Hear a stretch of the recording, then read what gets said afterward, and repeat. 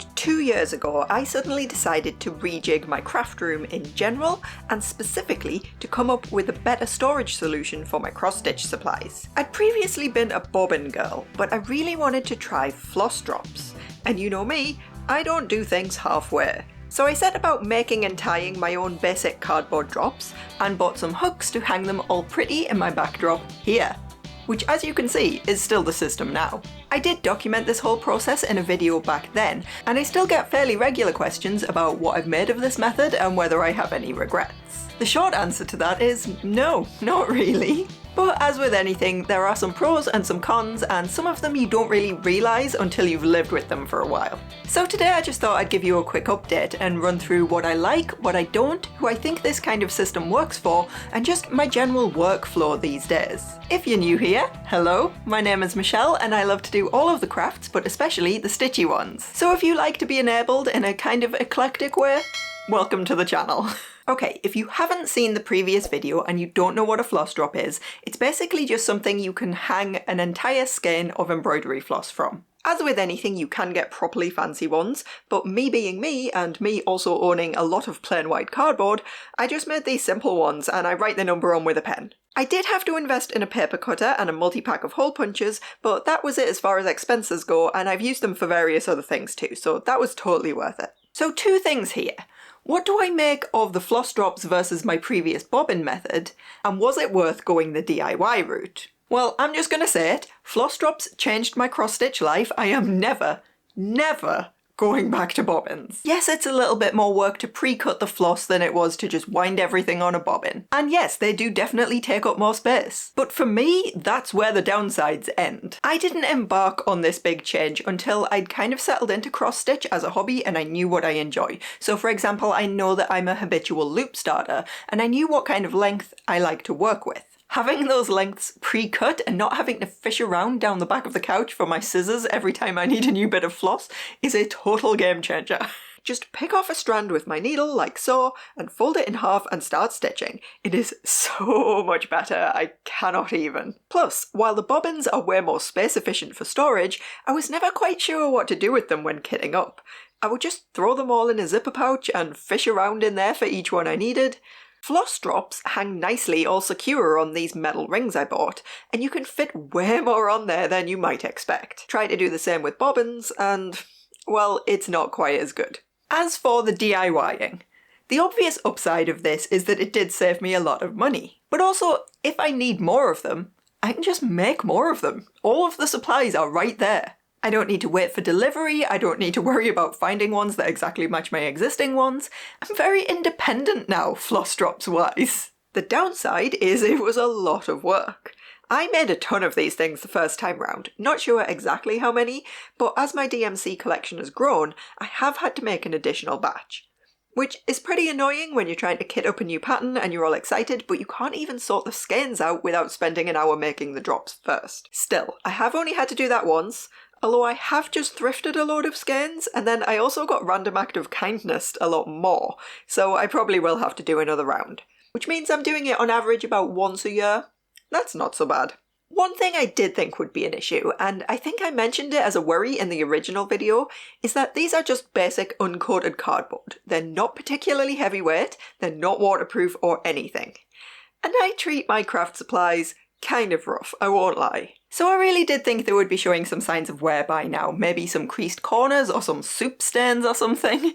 But as you can see, that's not really been the case at all. They're in great condition. I think that's probably because I doubled them over so they're stronger, but also I am quite careful with my soup. So yeah, just not really been a problem like I thought it would be. What is a problem, and this basically just comes down to my own laziness, but because I have to get out the measuring cardboard and the scissors and everything every time I want to wind a skein onto a floss drop, I kind of just don't, and I wait until I've collected enough new skeins in order to make it feel worthwhile. I don't know, I know I should do it straight away, but it's just really hard for me to motivate myself if it's just 1 or 2 skeins. Stop judging me. As luck would have it, and as I just mentioned, I have acquired a lot of new floss recently, so it's time to have myself a floss dropping party, where by party I mean sit alone in the back room in silence winding floss around things. This was kind of a problem back in the bobbin days as well, to be fair. I still did have this tendency to wait until there were a good few skeins ready to go, but at least there wasn't anything extra needed, you know? I could just grab a bobbin and wind, so I think my threshold was perhaps a bit lower for when I would finally get up and do it. What this does mean in practice is I have a tendency to add new skeins to the ring just in full skein form if it's something I need to use immediately, and then I add them to drops later when I've collected enough of a pile like I have now. And I don't know if you have ever tried working from a skein that is clipped to a metal ring, but let me tell you, it's awkward. I should really work on not doing this to myself. Maybe that would make a good New Year's resolution. One thing that always gets me the video comment version of a raised eyebrow look is that I chose to hang these in colour groups rather than by number. And yes, this does cause some issues. But look at how pretty it is. I have absolutely no regrets here. Most patterns do put a colour swatch by the number you're looking for, so the majority of the time I know which ring I need, and then on each ring they are in numerical order, so it's easier to find stuff than you might think just by looking at it. And it's actually helped me memorise more of the numbers as well, which is a fun little metagame. Sometimes it can be an annoyance though, I won't lie, especially if it's a colour that's sort of on the border between groups, so it could believably fit on more than one ring. The reason I think this still works for me though is because I don't really kit up new things all that often, so those occasional annoying ones are not a big deal. If you're more of a serial starter, I could definitely see all of that hunting for particular colours grinding you down, so it's definitely something to think about if you were considering a similar setup. The other thing that I know I definitely shouldn't be doing is storing these in open shelving where the sun could conceivably get at them. Once again though, I refer you to the argument about how pretty it is. One thing I do in this room in general is to keep the blinds shut most of the time. It helps diffuse the light a bit and just looks less harsh in videos. But it also obviously helps protect the things in this room from being blasted with light. When I first started this channel, we actually rearranged the whole room so that these shelves would be on the one wall that doesn't get direct sunlight at any time of day. It meant it would be easier to record without the light from the window reflecting off my glasses, but it's also meant it's a lot safer to store things on here. I've got fabrics that have been on there for years now with no apparent ill effects, and I can't say I've noticed anything with the floss either. It probably also does help that bits are removed for kitting or just generally rearranged quite regularly, so it's not just the same exact bits sitting exposed to the light. That said, it probably is still having an effect, it's just a lot slower than it would be if they were in more direct light. So I'll have to keep an eye on that, and I'll report back if anything does start to change. Now the last thing I want to mention here is that my method involved using a folded A3 piece of cardboard to measure out the pre-cut strands, which had the added benefit of making them fit tidily in this shelf without some being way shorter than others and looking a mess. But it's not all about aesthetics. I chose a length that, when doubled over for a loop start, works great for me. However, doing this means I get a little awkward bit of floss left over at the end of the skein, and a lot of people commented telling me they prefer to just divide up the skein and not be left with these little pieces, or alternatively that I should just throw them away. Totally valid. But you know what? I'm happy with my way. The main reason I went that way, just so people understand, is that I had this worry in the back of my mind. What if I change loyalty to another brand? Or what if DMC suddenly start doing their skeins in a completely different length? I still want to end up with that consistent length once they're on the drops. It just looks tidier that way. And as for throwing away those little scrap bits, well, you know when you only need to do like 2 or 3 stitches of a colour and that's it. I find that irrationally annoying, like it actually makes me angry. How dare this pattern ask me to do something so inconvenient? And especially as a loop starter as well, you either have to waste some thread or change away from loop starting. It's just, oh, what a nightmare. So having those little scrap bits has actually been amazing for this because it doesn't feel like I'm wasting anything. I don't need to think about it. I just pluck off a tiny little bit of scrap thread and do my 2 stitches and I'm done. Lovely. So when it comes to kitting up and staying organised then,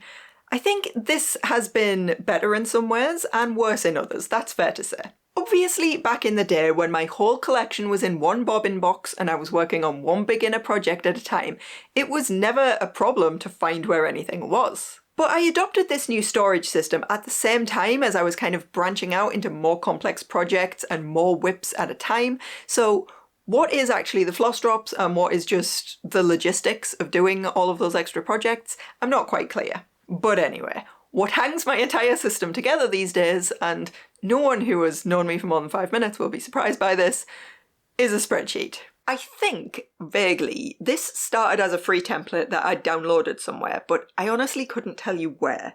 It's gone through various changes over the years, but as you can see, it's just a list of all the available DMC colours, a number or numbers next to it representing ones I have in the collection, and then also an indicator of where that colour currently is. Now this is very much one of those it works for me situations, but let me take you through it. Firstly, a spreadsheet is perfect for me because I'm not much of a phone person. I'm what you might call an internet power user.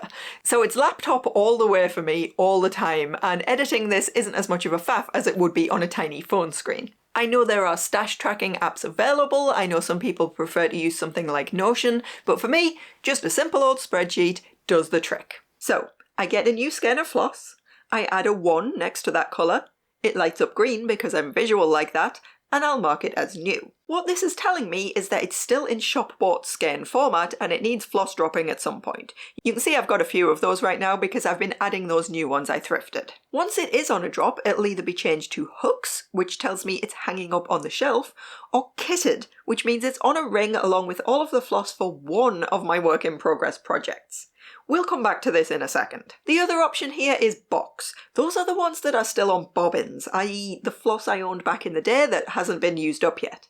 Transferring all of that to floss drops just for the sake of it seemed like it would be a bit of a waste of time. So if you have multiple projects on the go, you might be thinking that kitted isn't necessarily the most useful label. But to be honest, I stitch in the same corner of the couch every day, and all of my work in progress projects are down there. Because I don't have a ton of whips kitted up at any one time, I can usually remember exactly which one a colour is with, and I can just go look in that project bag and I'm done. Sometimes, of course, there is a bit more hunting involved, but you know, usually. I did try tracking exactly which project each colour was with, but for me I just found it was added work for no real added benefit, so I scrapped it. All I need to know is whether to look for things in the bobbin box, on the floss drop hooks, or down in the craft corner. So what do I do if a given colour is in 2 places at once? For example, I might have an older skein on a bobbin and a new one hanging on a hook. Basically, this all works on a priority system, and it's hard describing things that make perfect sense in your brain, but go with me. I'll sort of ask myself, okay, if I was looking for this colour, where should I look first? If one of the skeins is brand new, then the answer is always going to be that one, because I want to get things filed away on hooks or kitted up with the project as soon as possible after buying them. You'll notice that some of these numbers are in brackets.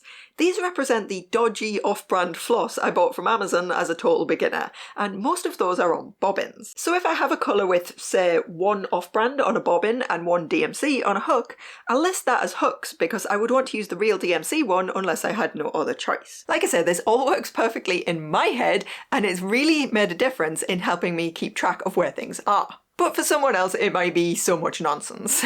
Honestly, I'd love to hear what weirdly specific solutions you've all come up with to solve these same problems.